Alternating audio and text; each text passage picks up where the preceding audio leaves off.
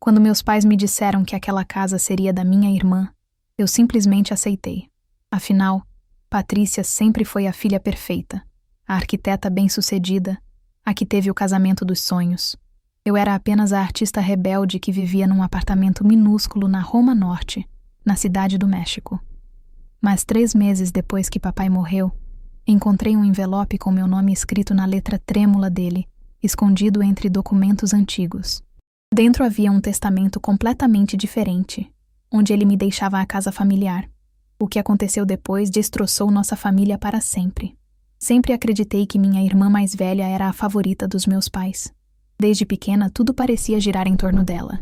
Suas notas perfeitas, seus relacionamentos ideais, seu trabalho de sucesso. Eu escolhi estudar arte e viver independente, enquanto Patrícia seguia o caminho que meus pais esperavam. Nossa casa em Coyoacán, com suas paredes azul céu e buganvílias que subiam até o 2º andar, sempre foi o refúgio da nossa infância. Quando papai começou a ter problemas cardíacos, há 3 anos, as conversas sobre herança se tornaram frequentes. Mamãe ficou mais ansiosa, mais preocupada em garantir o futuro da família. Durante aquelas tardes sufocantes de verão, quando eu visitava a casa, meus pais falavam sobre o testamento de forma cada vez mais direta. Patrícia sempre estava presente, tomando notas na sua agenda executiva, fazendo perguntas práticas sobre documentos legais. Numa tarde de agosto, enquanto bebíamos café no pátio sob a sombra da árvore de abacate que papai plantou quando éramos crianças, eles me disseram que haviam decidido deixar a casa para Patrícia. A justificativa era simples. Ela tinha mais estabilidade financeira, estava casada, planejava formar uma família em breve. Eu fiquei em silêncio, sentindo o calor do verão se intensificar no meu peito. Não era tanto pelo dinheiro, mas pelo que aquela decisão significava. A confirmação de que eu nunca seria suficiente para eles. Os meses seguintes foram estranhos. Tentei me convencer de que entendia a decisão dos meus pais, mas algo dentro de mim se agitava toda vez que pensava nisso. Patrícia começou a se comportar diferente também, mais possessiva com a casa. Chegava cedo nos domingos para verificar as instalações, tirava fotos de cada canto e falava sobre futuras reformas, como se já fosse a dona. Durante as festas de Natal, a tensão ficou evidente. Enquanto decorávamos a árvore na sala, Patrícia falou sobre seus planos de transformar meu antigo quarto numa escritório. Eu estava pendurando as bolas vermelhas que mamãe comprou no mercado de Xochimilco anos atrás, quando senti as palavras da minha irmã me acertarem como um tapa na cara. Papai morreu em fevereiro, durante uma daquelas chuvas de inverno tão raras na cidade do México. Sua partida foi inesperada. Numa manhã, ele simplesmente não acordou. O velório aconteceu na funerária Garcia Lopes, onde o perfume das flores brancas se misturava com o choro silencioso de mamãe. Durante esses dias dolorosos, Patrícia cuidou de todos os trâmites, mostrando uma eficiência que eu não tinha no meu luto. Se você está acompanhando esta história e sentindo a mesma revolta que eu senti, se inscreva no canal porque o que vem a seguir vai te deixar ainda mais indignado.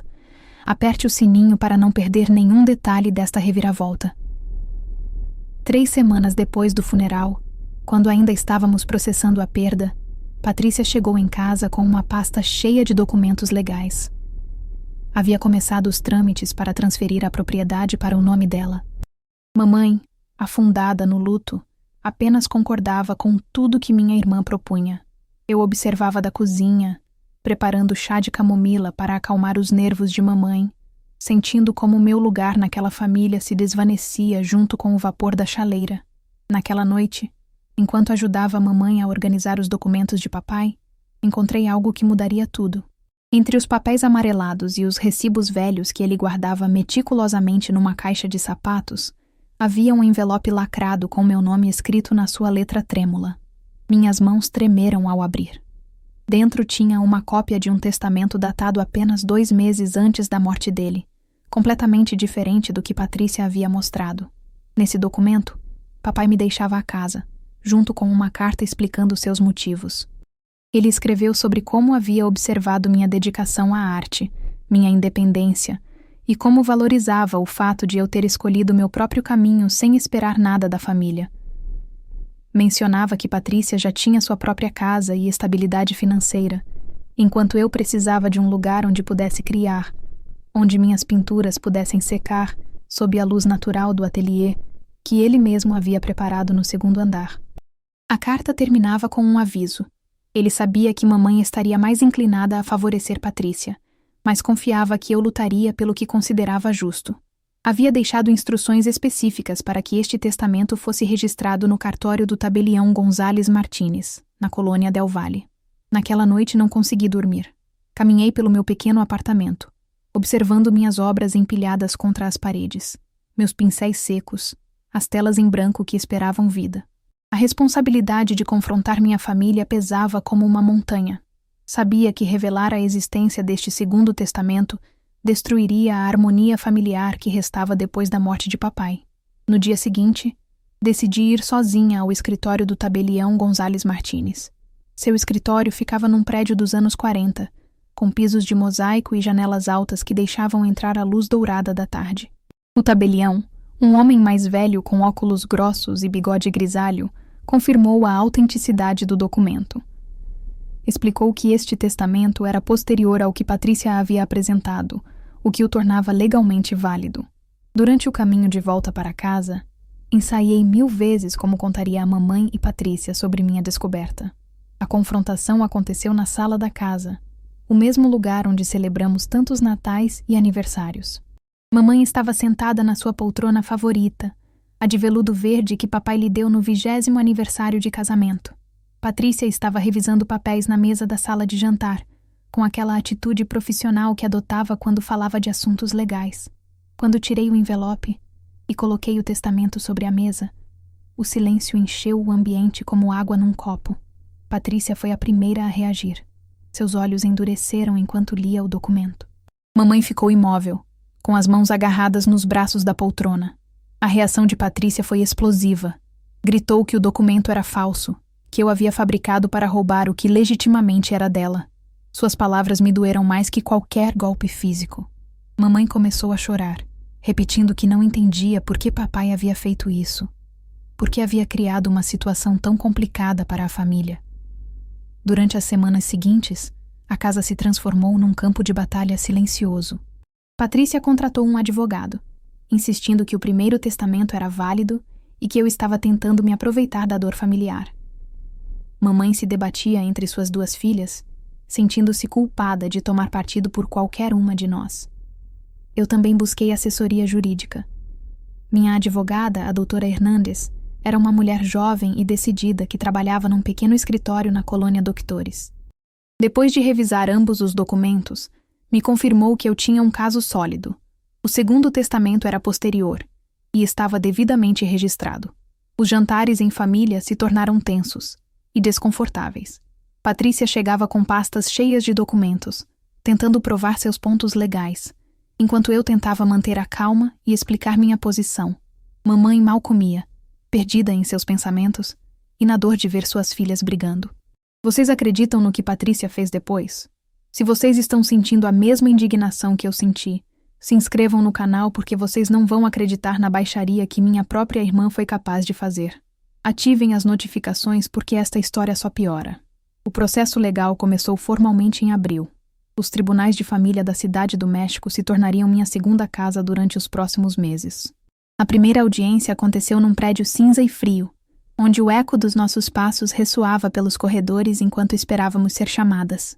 Patrícia chegou acompanhada do marido e do advogado dela, um homem mais velho de terno caro que falava com autoridade sobre precedentes legais e tecnicidades jurídicas. Eu me sentei do outro lado da sala com a doutora Hernandes, sentindo o peso dos olhares de curiosos que provavelmente tinham seus próprios dramas familiares para resolver. Durante os meses do julgamento, minha relação com mamãe se deteriorou consideravelmente. Ela se sentia pressionada a escolher lados, e embora nunca me dissesse diretamente, eu percebia que considerava minha ação como uma traição contra Patrícia. As visitas em casa se tornaram cada vez mais raras e tensas. Meu trabalho como artista também foi afetado. Era difícil me concentrar em criar quando minha mente estava constantemente preocupada com documentos legais, datas de audiências e a possibilidade de perder não só a herança, mas também minha família. Vendi algumas das minhas pinturas para pagar os honorários legais, algo que me doeu profundamente porque essas obras representavam anos de trabalho e emoções. Patrícia, por sua vez, começou uma campanha silenciosa para desacreditar minha versão dos fatos. Falou com tias, primos e amigos próximos da família, me apresentando como a filha egoísta que se aproveitava da dor de mamãe para obter benefícios financeiros. Sua versão dos fatos era convincente.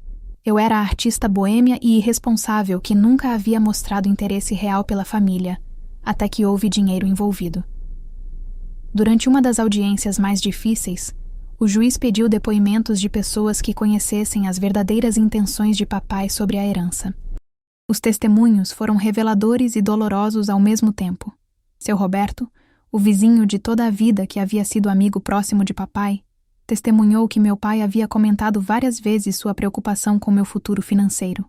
Mencionou conversas onde papai expressava sua admiração pela minha independência artística, mas também sua inquietação porque eu não tinha a mesma estabilidade que Patrícia. A tia Carmen, irmã de mamãe, ofereceu um depoimento que me surpreendeu. Contou que papai havia confessado que se sentia culpado por ter sempre favorecido Patrícia acadêmica e profissionalmente e que queria compensar essa diferença me deixando a casa familiar. Suas palavras ressoaram na sala do tribunal com uma honestidade crua que me fez chorar.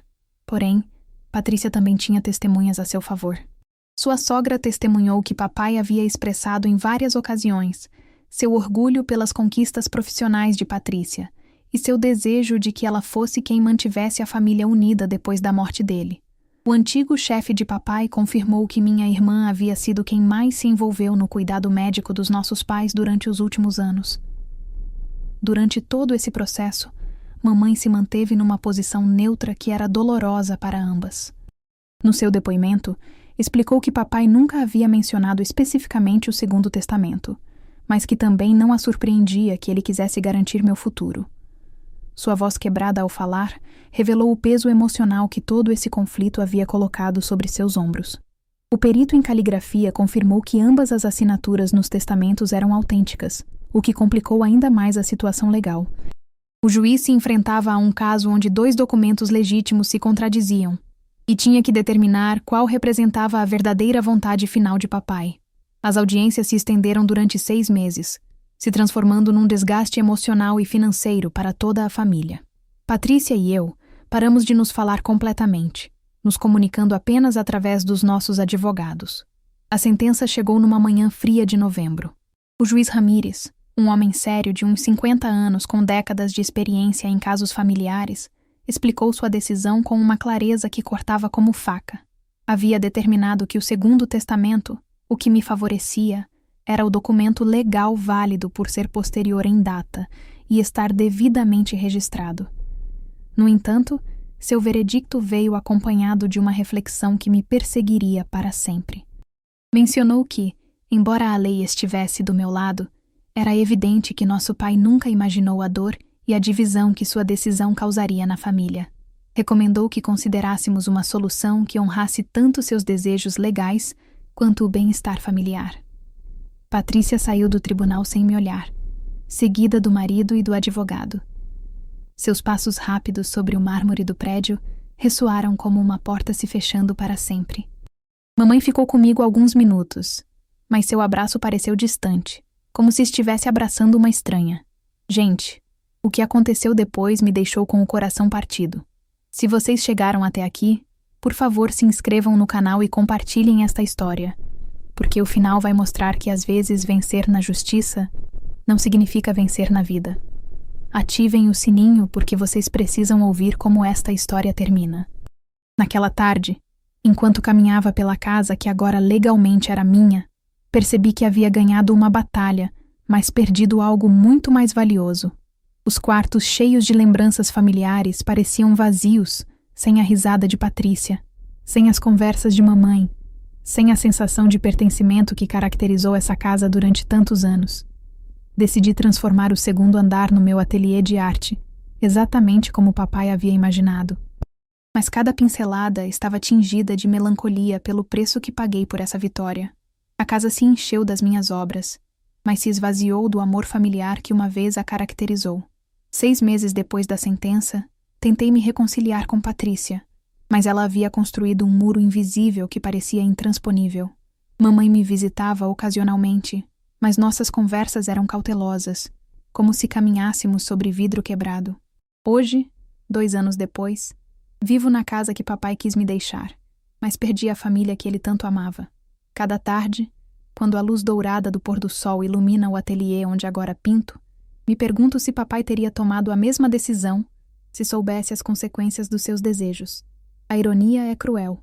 Ganhei o espaço para criar minha arte, mas perdi as pessoas que davam sentido à minha criação. Patrícia nunca mais falou comigo. Mamãe visita uma vez por mês, mas nosso relacionamento nunca voltou ao que era. A casa está cheia dos meus quadros, mas vazia do amor que a fazia especial. Às vezes, fico pensando se a justiça realmente foi feita. Sim, a lei estava do meu lado. Sim, papai realmente queria que eu tivesse a casa. Mas será que ele imaginava que sua decisão destruiria o que restava da nossa família? Será que vale a pena ter razão quando isso custa tudo o que você mais ama? Esta é minha história. Uma vitória legal que se transformou na maior derrota emocional da minha vida. Porque descobri que algumas batalhas, mesmo quando vencidas, deixam cicatrizes que nunca curam. E que às vezes, ter a última palavra significa ficar falando sozinha.